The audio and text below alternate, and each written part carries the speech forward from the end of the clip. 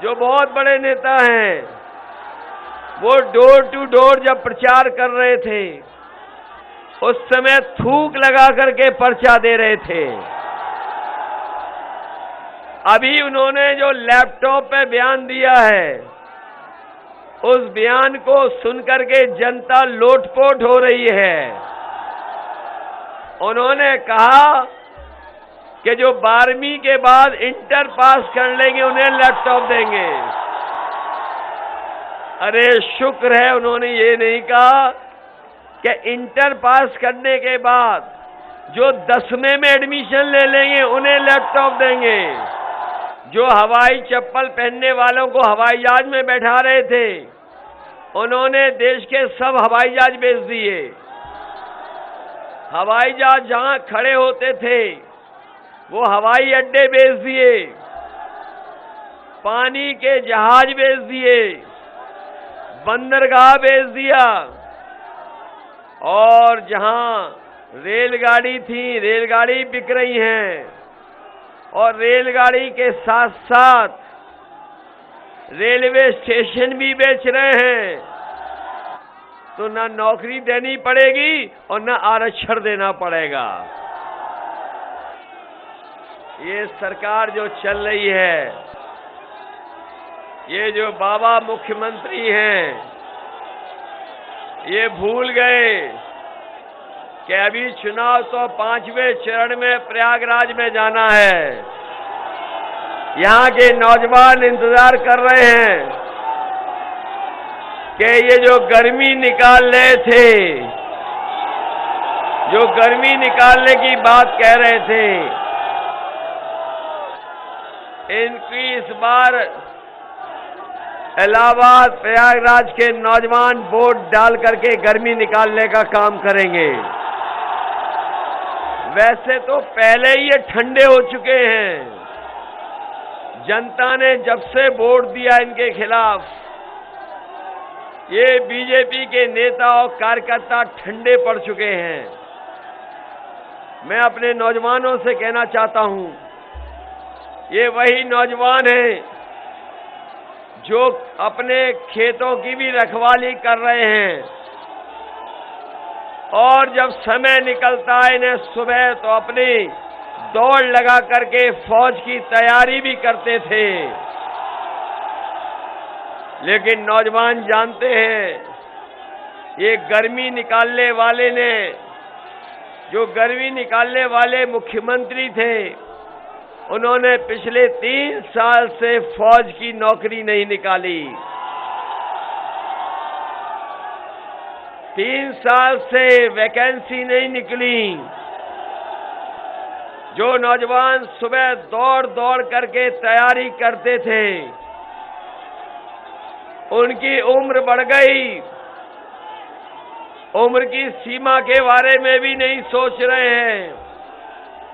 जो लोग झूठ बोल रहे हैं, भर्ती के नाम पर उनके मुंह में ताले लगे हुए हैं।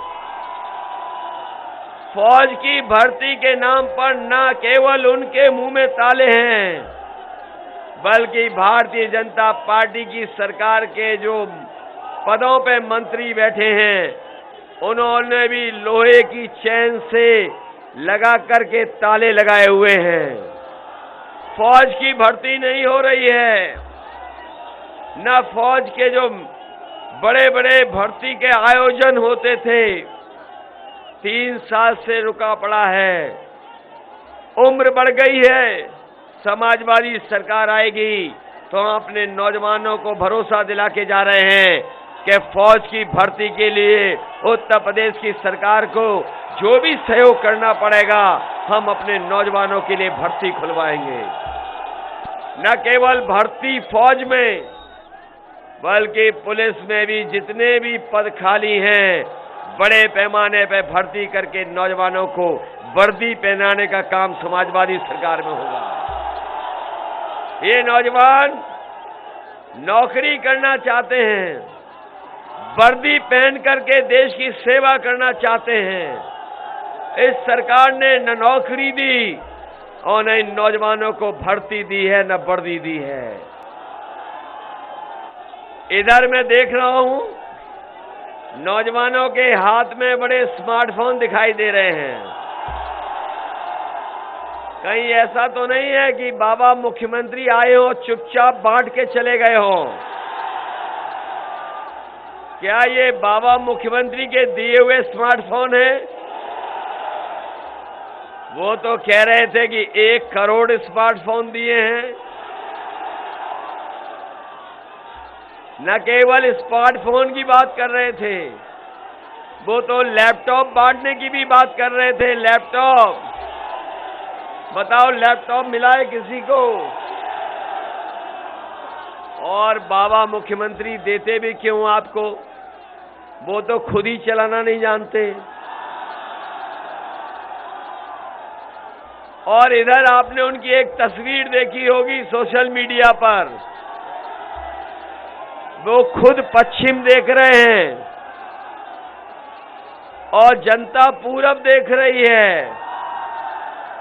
बताओ तस्वीर देखी कि नहीं देखी? इससे पता लग रहा है कि वो स्मार्टफोन भी नहीं चला पाते हैं। और एक और उनके नेता हैं जो बहुत बड़े नेता हैं, वो डोर टू डोर जब प्रचार कर रहे थे उस समय थूक लगा करके पर्चा दे रहे थे। अभी उन्होंने जो लैपटॉप पे बयान दिया है, उस बयान को सुनकर के जनता लोटपोट हो रही है। उन्होंने कहा कि जो 12वीं के बाद इंटर पास कर लेंगे उन्हें लैपटॉप देंगे। अरे शुक्र है उन्होंने ये नहीं कहा कि इंटर पास करने के बाद जो 10वें में एडमिशन ले लेंगे उन्हें लैपटॉप देंगे। बताओ लैपटॉप नहीं दिया, स्मार्टफोन नहीं दिया। और ये इसलिए नहीं दे रहे हैं क्योंकि न केवल ये चलाना नहीं जानते, बल्कि आज के समय पर जो टेक्नोलॉजी में बदलाव हुआ है उसके महत्व को भी नहीं समझते हैं। इनके नेताओं के आपने भाषण सुने होंगे, इनके नेताओं के भाषण सुने।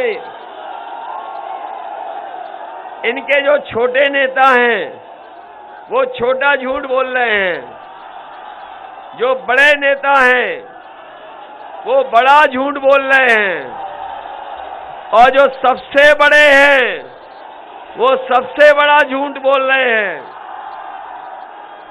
और आश्चर्य करने की बात तो ये है कि जो बीजेपी का बड़ा कार्यकर्ता है वो अपने से छोटे को झूठ बोल रहा है।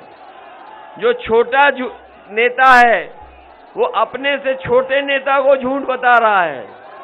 जो सबसे छोटा नेता है वो कार्यकर्ताओं को झूठ बता रहा है। बताओ झूठ बोल रहे हैं कि नहीं बोल रहे हैं? ये मैं भाषण सुन रहा था उनके बड़े नेताओं के, उनके महंगाई पर कोई बात नहीं कह रहे। महंगाई पर उनके मुंह में ताले लग गए हैं। जो डीजल पेट्रोल महंगा है, जनता सवाल पूछ रही है तो वो दूर दूर से प्रचार कर रहे हैं, दूर दूर से। अब महंगाई को लेकर के जनता के पास नहीं जा रहे हैं। बताओ महंगाई बढ़ गई कि नहीं बढ़ गई? पहले तो ये कहते थे कि हवाई चप्पल वाला हवाई जहाज में बैठेगा। ये कहा था कि नहीं कहा था? और जब से सरकार में आए हैं डीजल और पेट्रोल की कीमत बढ़ा दी इन्होंने। आज हमारे गरीबों की गाड़ी नहीं चल पा रही है, मोटरसाइकिल नहीं चल पा रही है। बताओ महंगाई बढ़ा दी कि नहीं बढ़ा दी?